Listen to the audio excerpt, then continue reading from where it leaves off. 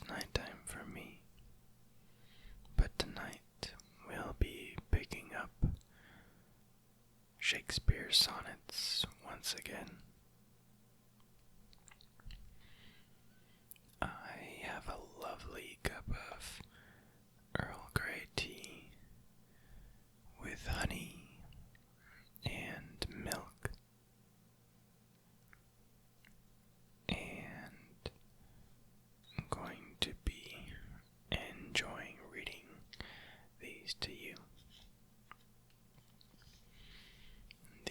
In the first video, we read through the first 15 of Shakespeare's sonnets, and we're going to be picking up off where we left. Since then, I've looked into a little bit more about how to read them properly. That's not to say I'm actually going to read them properly, but it might be a smidge better than the first time around. And lastly, another tidbit. I ended up looking into this, study called original pronunciation, I think that's what it's called. And it's basically how Shakespeare would have been spoken back in the day compared to what the more modern stage performances are like. Kind of posh British, I guess. And the original pronunciation is more of what we associate with, like, how pirates speak in, media, like movies and such. Just interesting. Anyways, let's get started with these sonnets. I hope you enjoy. 16.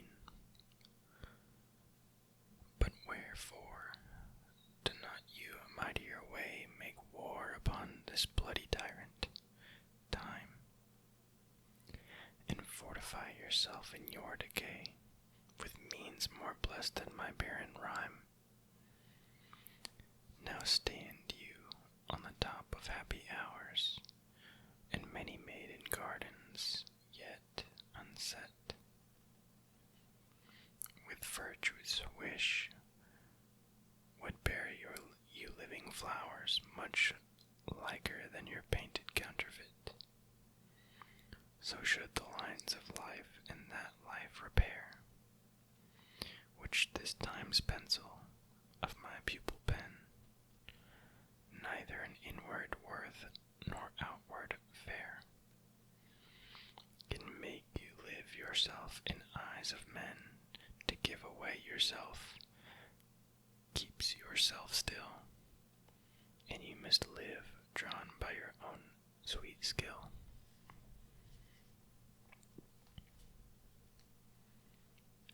As you can tell, I'm not trying the accent, because I'm not quite there on embarrassing myself with that.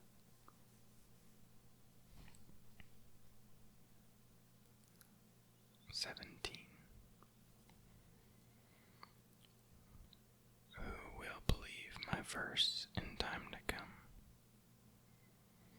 if it were filled with your most high deserts? High deserts. Though yet, heaven knows, it is but a tomb which hides your life and shows not half your parts.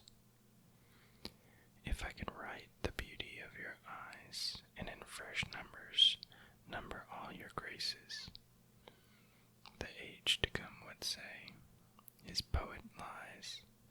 Such heavenly touches ne'er touch earthly faces. So should my papers, yellowed with their age, be scorned, like old men of less truth than tongue, and your true rights be termed a poet's rage, and stretched meter of an antique song.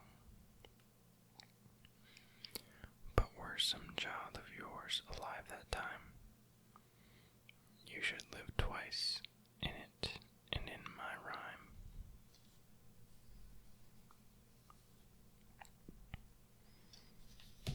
I need to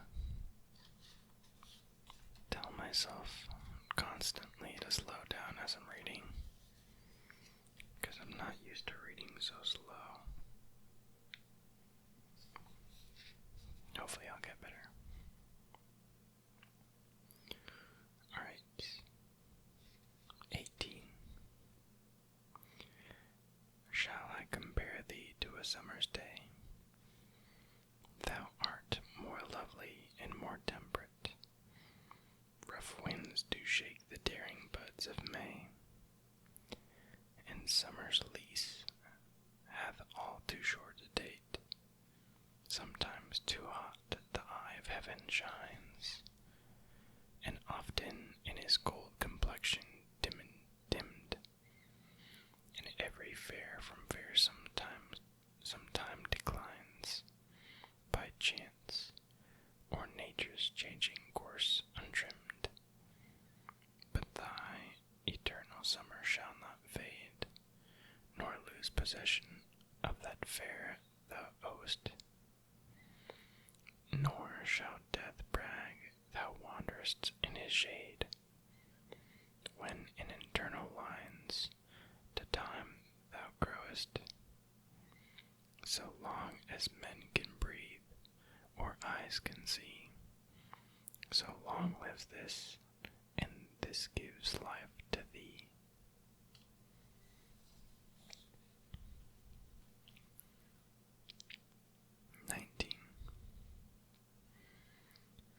Devouring time, blunt thou the lion's paws, and make the earth devour her own sweet brood.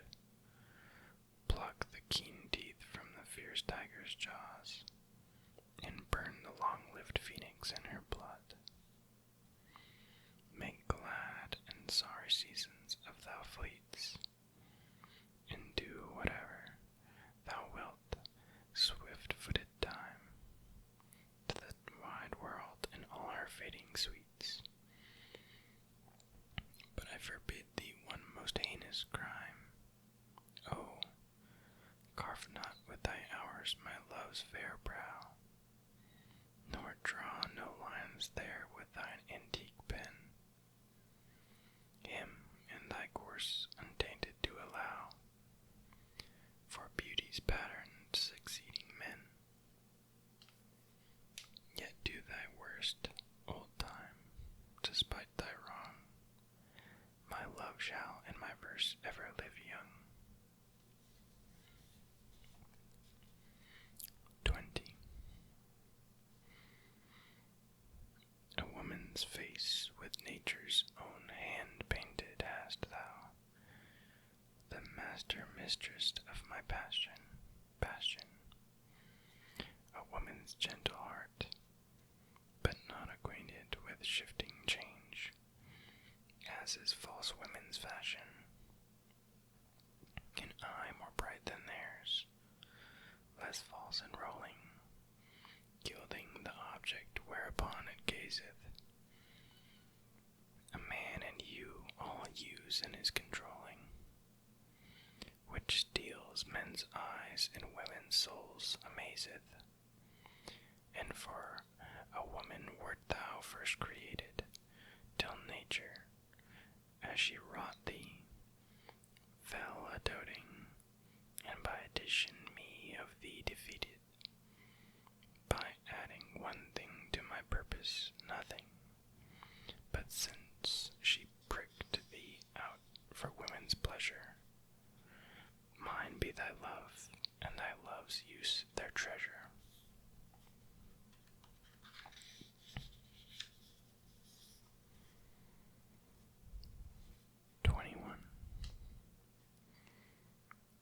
is not with me, as with that muse, stirred by painted beauty to his verse, who heaven itself for ornament doth use, and every fair with his fair doth rehearse, make a couplement of proud compare, with sun and moon, with earth and sea's rich gems, with April's firstborn flowers, and all things rare that heaven's air in this huge rondure hems. Oh, let me, true in love, but truly right, and then believe me, my love is as fair as any mother's child, though not so bright, in those gold candles fixed in heaven's air. Let them say more, that like of hearsay well, I will not praise that purpose not to sell.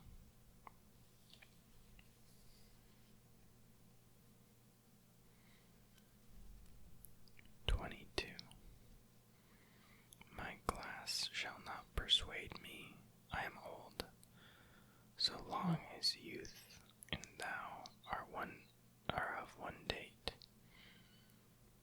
But when in the time's furrows I behold, then look I death my days should expiate.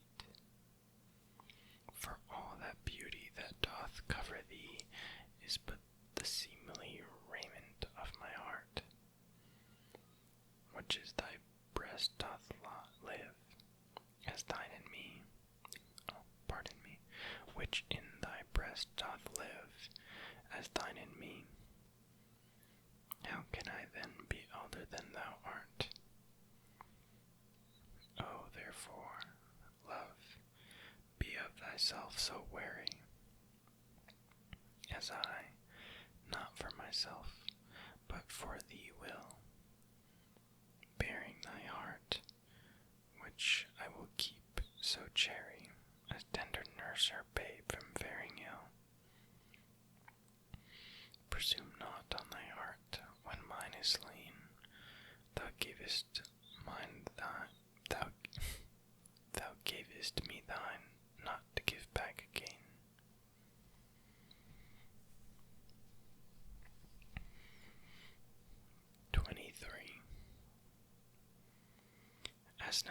As an unperfect actor on the stage, who with his fear is put beside his part,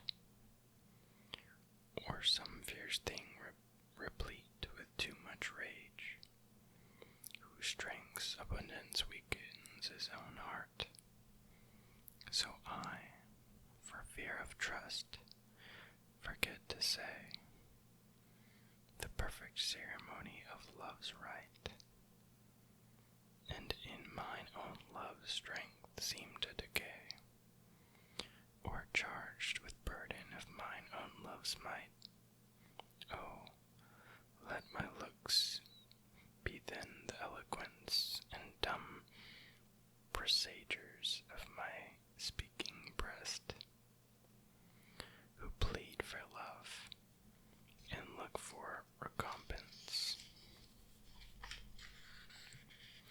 more than that tongue that more hath more expressed. Oh, learn to read what silent love hath writ, to hear with eyes belongs to love's fine wit.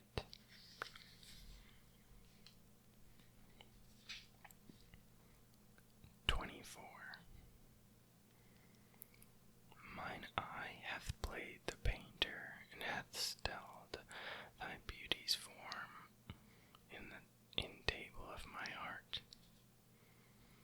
My body is the frame wherein 'tis held, and perspective is best painter's art.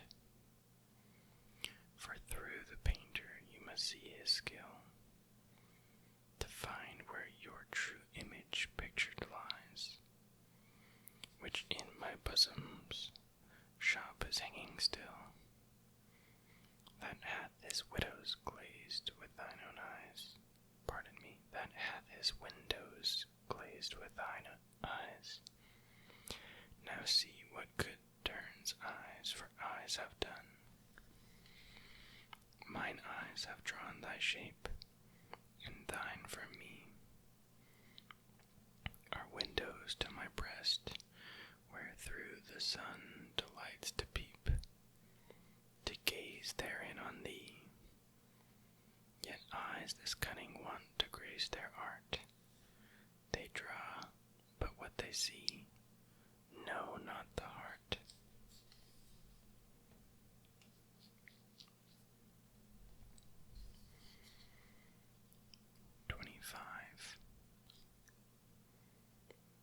Let those who are in favor with their stars of public honor and proud titles boast, whilst I, whom fortune of such triumph bars, unlooked for joy in that I honor most, great princes, favorites, their fair leaves spread, but as the marigold in the sun's eye, and in themselves their pride lies buried, for at a frown they in their glory die. The painful warrior, famous for fight, after 1,000 victories once foiled, is from the book of honor raised quite, and all the rest forgot for which he toiled. Then happy I, that love and am beloved, where I may not remove nor be removed.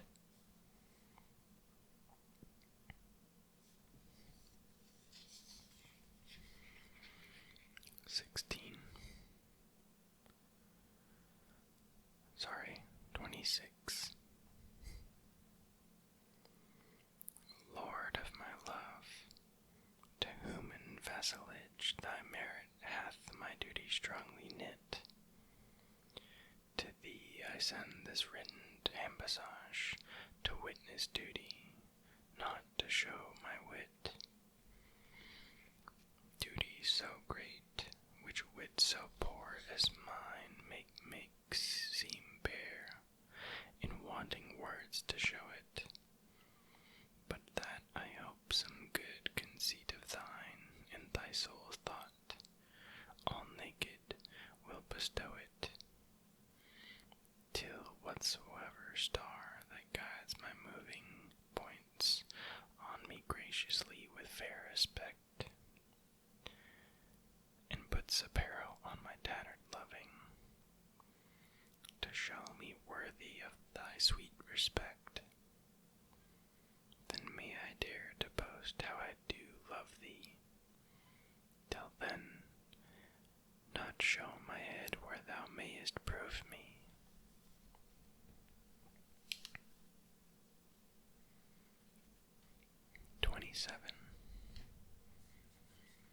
I'm getting hold of reading Roman numerals. It makes sense.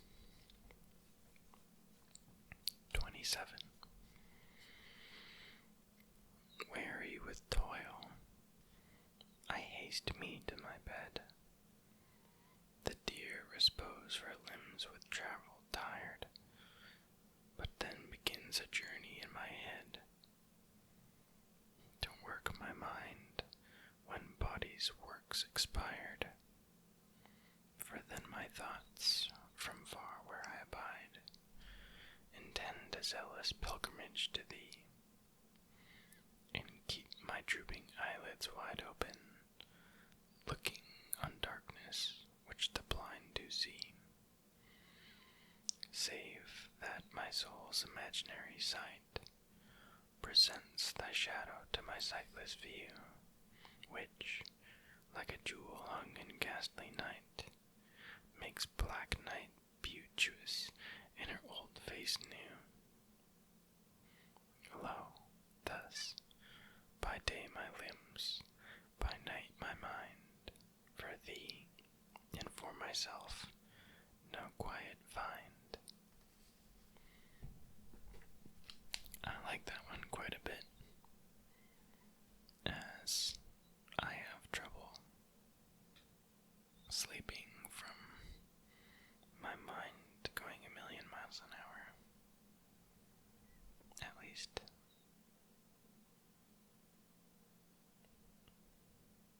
That's what I get from it, amongst other things.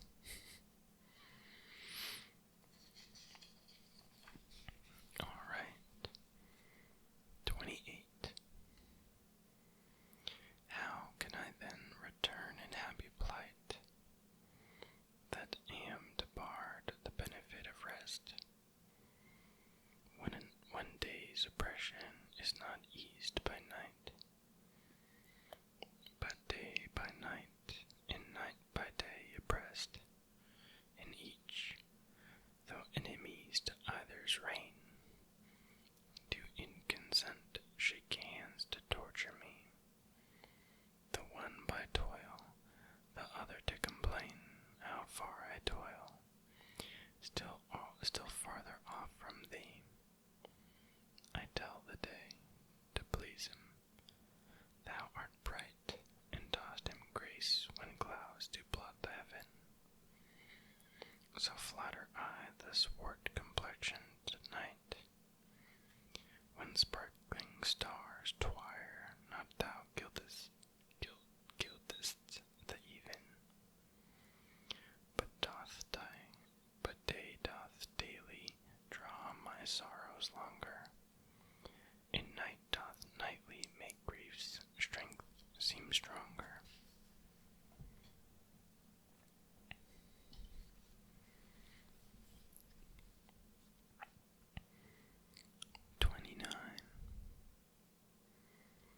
When, in disgrace with fortune and men's eyes, I alone beweep my outcast state, and trouble deaf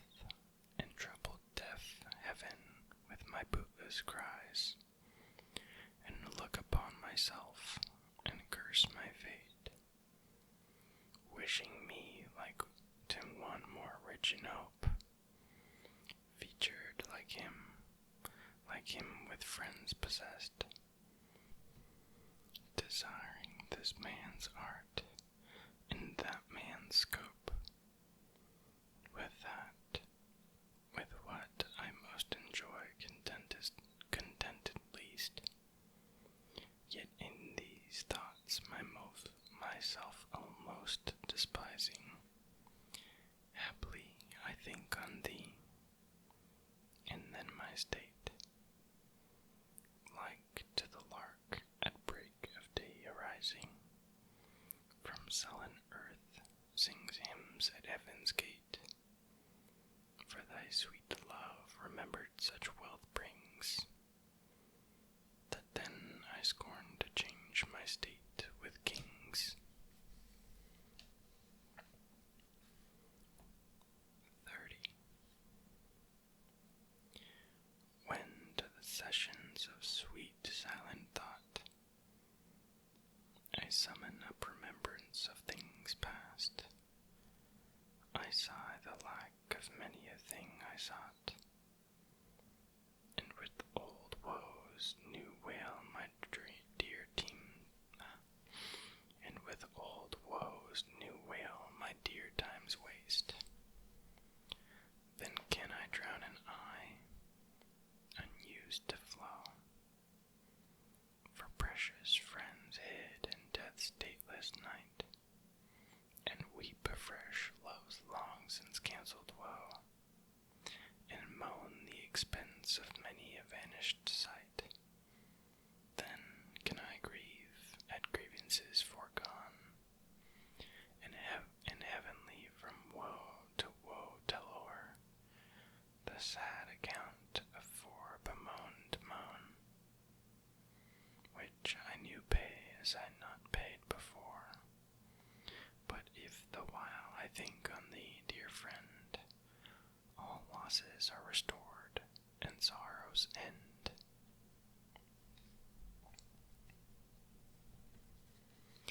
So that was 16 through 30 of Shakespeare's sonnets. I hope y'all enjoyed. I liked it. I'm actually reading most of these for the first time. If you can't tell by my stumbling over my words, please comment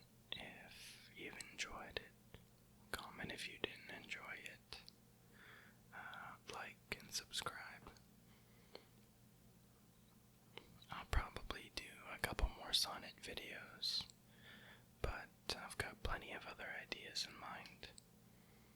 I definitely want to get into some Poe, like Edgar Allan Poe. I love Edgar Allan Poe. So I definitely want to broaden that a bit. I've also got some random ideas for videos where I'm just yapping, or making up stories, or something of the like. Either way, comment what you'd like to see, and I will see you next time. Bye bye.